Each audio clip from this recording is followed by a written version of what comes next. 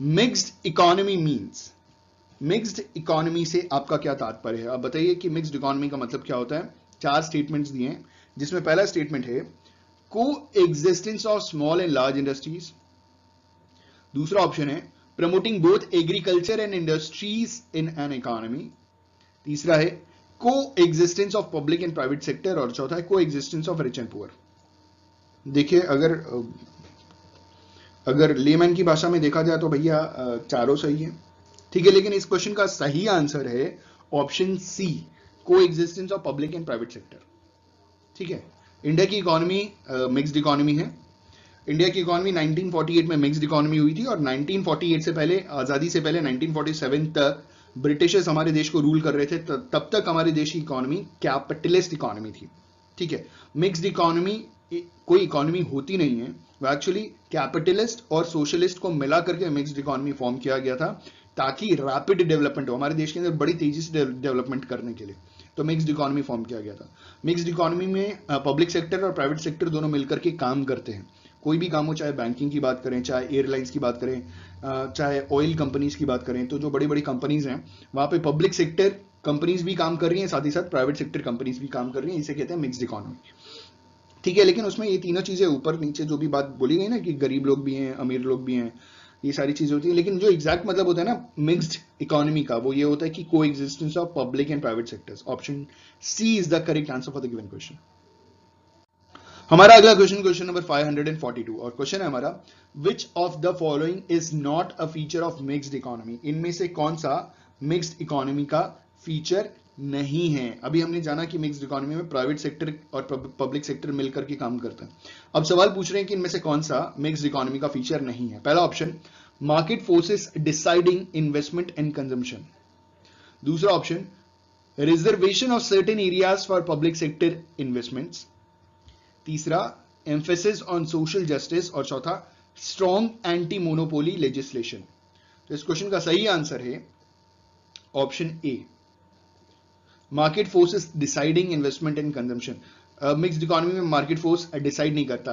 Market force कहां decide करता है? कैपिटलिस्ट इकोनॉमी में। ठीक है, तो ये जो पहला फीचर इन्होंने बोला, ये कैपिटलिस्ट इकोनॉमी का, it is not a feature of mixed economy. तो सवाल यही पूछा था कि इन चारों में से कौन सा मिक्स्ड इकोनॉमी का फीचर नहीं है, तो पहला वाला जो इन्होंने दिया है वो नहीं है। Option is the correct answer for the given question. हमारा अगला क्वेश्चन, क्वेश्चन नंबर 543, और क्वेश्चन है हमारा, contraction of demand is caused bye. जो कॉन्ट्रैक्शन ऑफ डिमांड है ना, वो किसके द्वारा कॉज किया जाता है? ठीक है, वे 4 ऑप्शंस। पहला ऑप्शन है decrease in number of buyers. दूसरा option, increase in the price of the goods concern. तीसरा option, increase in the prices of other goods, और चौथा option, decrease in income of buyers. इस प्रश्न का सही उत्तर है option B, contraction of demand is caused by increase in the price of goods concern. ठीक है, option B is the correct answer for the given question. हमारा अगला क्वेश्चन, क्वेश्चन नंबर 544, क्वेश्चन है हमारा, in the case of inferior goods. अगर inferior goods का जो case है, जो इनकम इलास्टिसिटी ऑफ डिमांड होती है वो कैसी होती है? The income elasticity of demand is, in the case of inferior goods, माफ कीजिएगा ये लाइन निहायती बदतमीज है, हाँ ठीक है, sorry. In case of inferior goods, the income elasticity of demand is, we have 4 options. पहला ऑप्शन है पॉजिटिव, दूसरा ऑप्शन 0, तीसरा ऑप्शन नेगेटिव, और चौथा ऑप्शन इनफाइनाइट। तो इस क्वेश्चन का सही आंसर है, in the case of inferior goods the income elasticity of demand is negative. इसका मतलब क्या हुआ? जो इनकम इलास्टिसिटी ऑफ डिमांड है, इनकम इलास्टिसिटी ऑफ डिमांड का मतलब यह है कि अगर आपकी इनकम बढ़ती है तो इंफीरियर गुड्स की डिमांड कम हो जाती है, रिड्यूस हो जाती है, डिक्रीज हो जाती है। ठीक है, तो this is negative income elasticity. ठीक है, option C is the correct answer. जब हमारी इनकम बढ़ेगी तो हम इंफीरियर क्वालिटी के गुड्स खरीदना बंद कर देंगे, हम लग्जरी आइटम्स की तरफ जाएंगे, नॉर्मल गुड्स की तरफ जाएंगे। ठीक है, हम इंफीरियर का मतलब होता है लो क्वालिटी गुड्स, जो बड़े सस्ते मिलते हैं, गरीब लोग सबसे पहले इस्तेमाल करते हैं। ठीक है, option C is the correct answer for the given question. अगला क्वेश्चन है हमारा, question number 545, for a want to become a demand. एक वांट को डिमांड बनने के लिए it must be backed by, मतलब क्या चीजें चाहिए एक वांट को डिमांड बनाने के लिए? We have 4 options. पहला option, ability to buy the product. दूसरा option, necessity to buy the product. तीसरा option desire to buy the product, और चौथा है यूटिलिटी ऑफ द प्रोडक्ट। तो for a want to become a demand it must be backed by ability to buy the product. एक want जिसको आप demand बनाना चाहते हैं उसके लिए आपकी एबिलिटी होनी चाहिए कि आप उस प्रोडक्ट को खरीद सकें। मेरा बड़ा मन है कार खरीदने का, मेरी वांट है I need a car, I want a car, ठीक है, लेकिन if I do not have money तो डिमांड में कन्वर्ट नहीं होगा, लेकिन if I have got the money तो वो डिमांड में कन्वर्ट हो जाएगा and I can buy a car, right. तो कार खरीदना इज डिजायर, ठीक है, और डिजायर तब फुलफिल होगा, डिमांड तब बनेगा जब मेरे पास पैसे होंगे, ठीक है। Option A is the correct answer for the given question. अगला क्वेश्चन है हमारा क्वेश्चन नंबर 546 और क्वेश्चन है what type of relationship exist between the price and quantity demanded. Price और क्वांटिटी डिमांडेड, देखिए ये डिमांड सब्जेक्ट का चैप्टर है, मतलब चैप्टर का क्वेश्चन है, सॉरी। व्हाट टाइप, अब पूछा जा रहा है कि प्राइस और क्वांटिटी डिमांडेड के बीच में किस तरीके का रिलेशनशिप होता है। We have 4 options. पहला ऑप्शन है प्राइस और क्वांटिटी डिमांडेड के बीच में डायरेक्ट रिलेशनशिप होता है, इनवर्स रिलेशनशिप होता है, पॉजिटिव रिलेशनशिप होता है, या both direct and inverse relationship होता है। तो इस क्वेश्चन का सही आंसर है ऑप्शन बी, इनवर्स रिलेशनशिप होता है। इनवर्स रिलेशनशिप का मतलब, देखिए सवाल पूछा जा रहा था कि प्राइस और क्वांटिटी डिमांडेड के बीच में रिलेशनशिप कैसा होता है, ठीक है। तो जब प्राइस बढ़ता है तो डिमांड कम हो जाता है, और जब प्राइस कम होता है तो डिमांड बढ़ जाता है, तो इट्स अ इनवर्स रिलेशनशिप, ठीक है। Option B is the correct answer for the given question, inverse relationship. हमारा अगला क्वेश्चन, क्वेश्चन नंबर 547, क्वेश्चन है हमारा द डिमांड कर्व स्लोप्स। जो डिमांड कर्व है ना, कहां स्लोप करता है। We have 4 options. पहला ऑप्शन, क्या डिमांड कर्व डाउनवर्ड स्लोप करता है फ्रॉम लेफ्ट टू राइट, क्या डिमांड कर्व अपवर्ड स्लोप करता है फ्रॉम लेफ्ट टू राइट, क्या डिमांड कर्व अपवर्ड स्लोप करता है फ्रॉम राइट टू लेफ्ट, क्या demand curve slopes downward from right to left. इस क्वेश्चन का सही आंसर है the demand curve slopes downwards from left to right, ठीक है। डिमांड कर्व स्लोप कहां से, मतलब अगर मैं आपको, ये वाई एक्सिस है, ये बाप रे क्या हो रहा है, ये वाई एक्सिस है, अरे यार सीधा क्यों नहीं बनता लाइन, ये वाई एक्सिस है और ये एक्स एक्सिस है, मतलब भावनाओं को समझ लीजिए।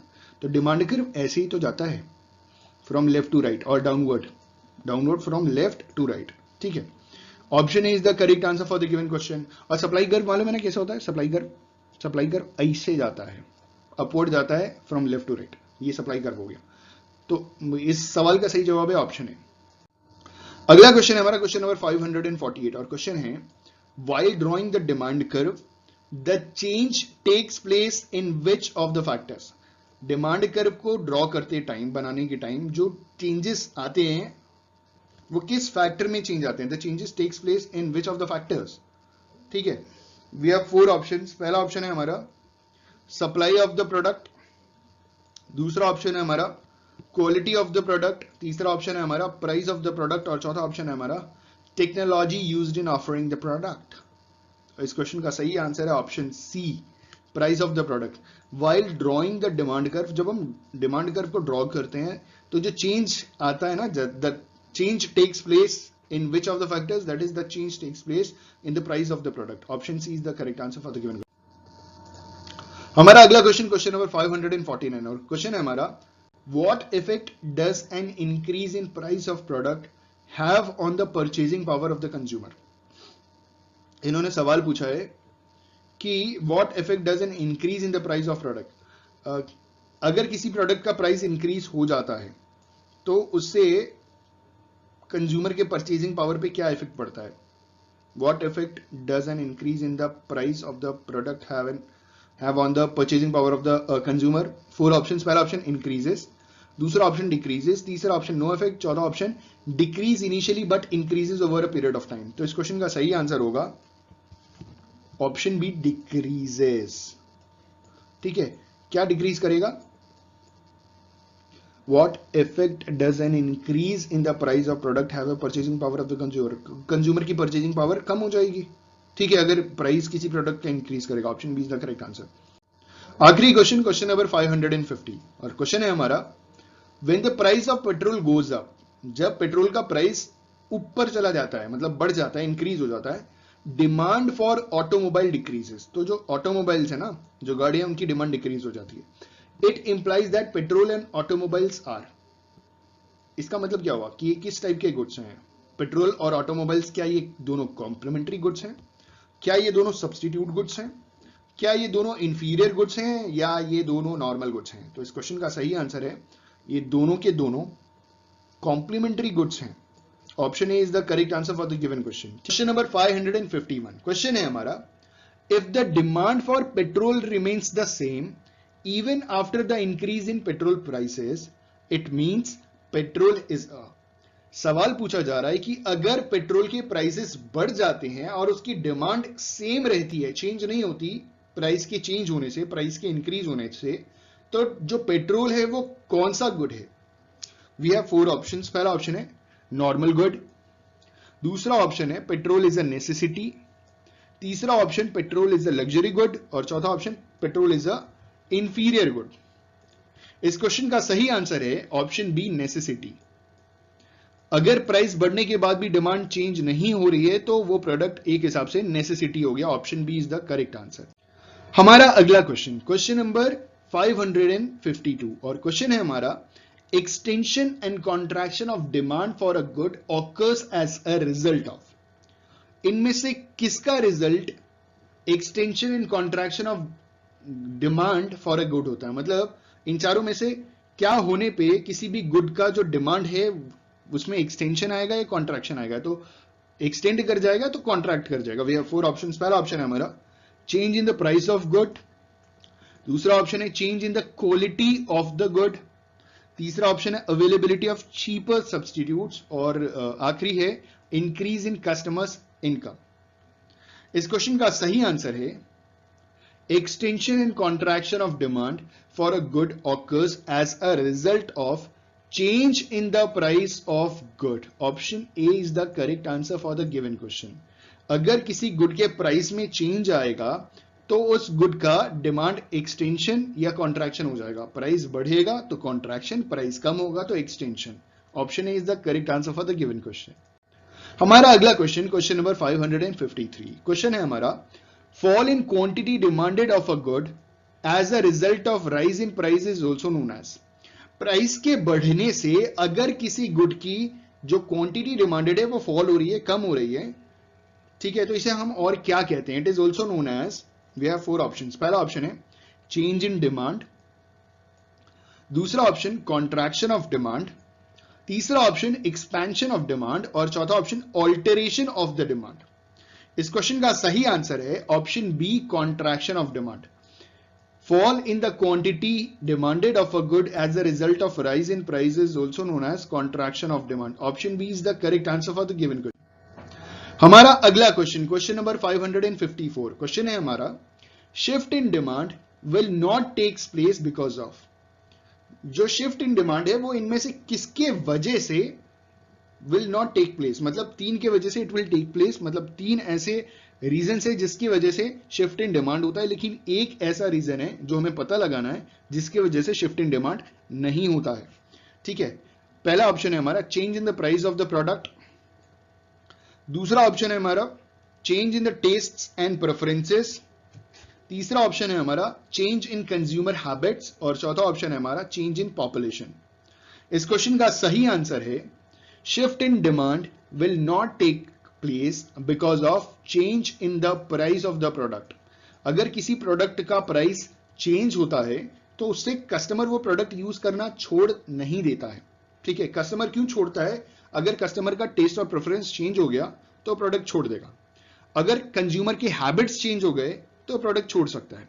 और अगर पॉपुलेशन के ऊपर भी डिपेंड करता है, पॉपुलेशन बढ़ा या घटा जो भी है तो भी शिफ्ट हो जाएगा demand. Option A is the correct answer. ठीक है, shift in demand will not take place because of change in the price of the product. Option A is the correct answer for the given question. हमारा अगला question, question number 555 question है हमारा, for what type of goods does demand fall with a rise in income level of house hold. किस type के goods के लिए जो demand है वो कम हो जाता है अगर एक हाउस होल्ड का इनकम लेवल बढ़ जाता है तो। ठीक है, अगर किसी एक फैमिली की इनकम बढ़ती है तो किस टाइप के गुड्स का डिमांड फॉल कर जाता है? We have 4 options. पहला ऑप्शन है इंफीरियर गुड्स, दूसरा ऑप्शन है सब्सटीट्यूट्स, तीसरा ऑप्शन है लग्जरीज और चौथा ऑप्शन है नेसेसिटीज। इस क्वेश्चन का सही आंसर है ऑप्शन ए इंफीरियर। यहां नेगेटिव इनकम इलास्टिसिटी होती है, मतलब इंफीरियर गुड्स का जो रिलेशनशिप होता है ना वो नेगेटिव रिलेशनशिप होता है इनकम के साथ। अगर इनकम बढ़ेगा तो इंफीरियर गुड्स की डिमांड फॉल कर जाएगी, कम हो जाएगी। ठीक है, option A is the right answer for the given question. हमारा अगला क्वेश्चन, क्वेश्चन नंबर 556, क्वेश्चन है हमारा dash refers to the consumer's reaction to a change in the relative price of two products keeping the total utility constant. ठीक है, we have 4 options. पहला option है हमारा consumer surplus, दूसरा option है हमारा इनकम इफेक्ट, तीसरा ऑप्शन है हमारा सब्स्टिट्यूशन इफेक्ट और चौथा ऑप्शन है हमारा लॉ ऑफ इक्विमार्जिनल यूटिलिटी। तो इस क्वेश्चन का सही आंसर है ऑप्शन सी सब्स्टिट्यूशन इफेक्ट। अब एक बार समझते हैं आंसर को पुट करके कि बोल क्या रहा था। कई बार ऐसा होता है ना कि ऐसे स्टेटमेंट्स होते हैं जो जल्दी समझ में नहीं आते हैं। तो अगर सब्स्टिट्यूशन इफेक्ट की बात करें, इससे आपको समझने में बहुत आसानी होगी अगर हम ऑप्शन को पुट कर देते हैं। तो substitution effect refers to the consumer's reaction to a change in relative price of two products keeping the total utility constant। अगर दो प्रोडक्ट की यूटिलिटी कांस्टेंट रखते हैं और अगर दो प्रोडक्ट्स में से किसी एक प्रोडक्ट का प्राइस अगर चेंज होता है तो उसका रिएक्शन दूसरे प्रोडक्ट पे पड़ता है, तो this is substitution effect. Substitution effect refers to the consumer's reaction to a change in the relative prices of two products keeping the total utility constant। Option C is the correct answer for the given question। अगला question, question number 557, question है हमारा again refers वाला है। Dash refers to the effect of a change in the price of a product on the consumer's purchasing power. ठीक है, we have 4 options. पहला option है law of equimarginal utility, दूसरा option है इनकम इफेक्ट, तीसरा option है substitution effect और चौथा ऑप्शन है कंज्यूमर सरप्लस। इस क्वेश्चन का सही आंसर है ऑप्शन बी इनकम इफेक्ट। अब इनकम इफेक्ट से क्वेश्चन समझते हैं। आप जब भी आपके सामने ऐसा कोई क्वेश्चन आए ना तो आप चारों ऑप्शंस को फिल इन द ब्लैंक्स में पुट अप करके स्टेटमेंट को समझने की कोशिश कीजिएगा, आपको समझ में आ जाएगा, जैसे मैं अभी कर रहा हूं, ताकि आपको कोई दिक्कत ना हो। आप एग्जाम में भी ऐसे कर सकते हैं। ये जो सही आंसर है इसको हमने यहाँ पे पुट कर दिया।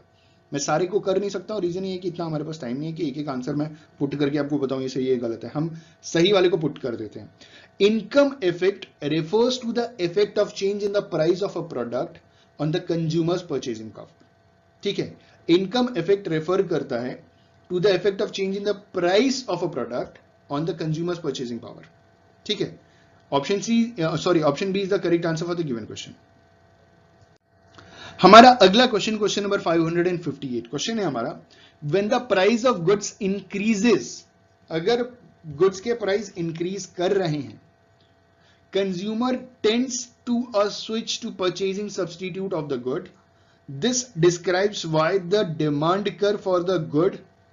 We have 4 options. पहला ऑप्शन है shift downward to the left, दूसरा shift upward to the right, तीसरा option slopes downward to the right और चौथा option slopes downward to the left.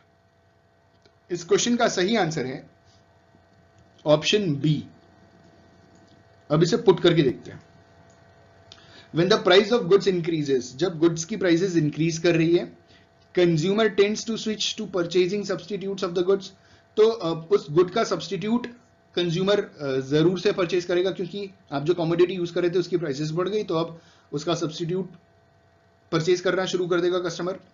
This describes why the demand curve for the good shift upward to the right. मतलब जो आप खरीद रहे थे, अब आपने क्या कर दिया, अब आपने उसका सब्स्टिट्यूट खरीदना शुरू कर दिया। तो जो सब्स्टिट्यूट जो है ना, जो आपने अब खरीदना शुरू कर दिया, अब उसका जो ग्राफ बनेगा, वो उसका जो डिमांड कर्व बनेगा वो राइटवर्ड शिफ्ट हो जाएगा।